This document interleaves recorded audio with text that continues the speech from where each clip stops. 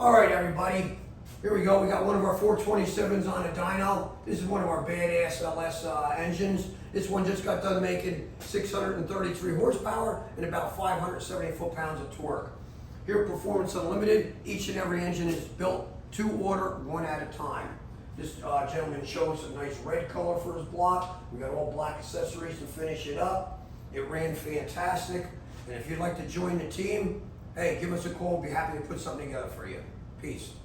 All right, Ronnie, we got your 72 K20 on the dyno. It's our 427 LS. We're going to do our final pull.